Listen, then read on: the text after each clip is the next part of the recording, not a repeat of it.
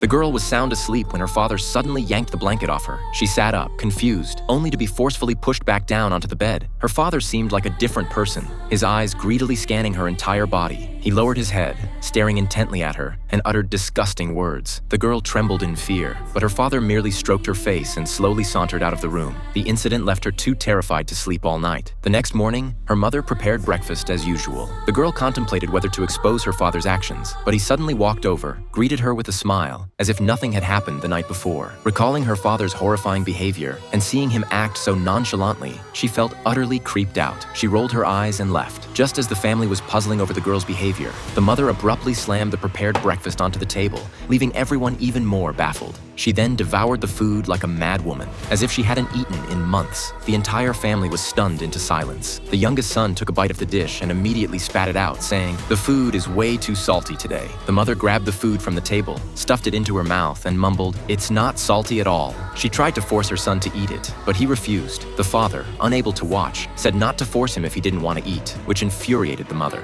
She flipped the table, spilling the food everywhere, and ranted about the hardships she had endured over the years. She pounded the table as she spoke, looking like she was about to eat someone alive, causing her son to burst into tears. The family was dumbfounded, not understanding why the mother was acting this way. That evening, the mother, who had been in a frenzy earlier, sat on the couch laughing heartily at the TV. The father, perplexed, asked why she had been so angry that morning. The mother looked confused and said she hadn't even been home that morning. The father was completely baffled. Could it be that they had encountered a ghost? Ever since moving into this house, bizarre events had occurred one after another. First, there was the creepy neighbor who took over their parking spot. Even more terrifying was that he had hung an animal carcass in his yard, which scared their daughter so much that she ended up in the hospital. The furious father went to confront the neighbor, but regretted it the moment he entered the neighbor's yard. Scattered throughout the yard were foul-smelling animal bones, and eerie statues stood on the hillside. It didn't look like a place where anyone lived. It was more like a cemetery. When the father entered the neighbor's house, he was so shocked that he couldn't speak. Not only did the room reek of an unimaginable stench, but it was also filled with various animal remains. Before he could even react, the neighbor was already standing behind him,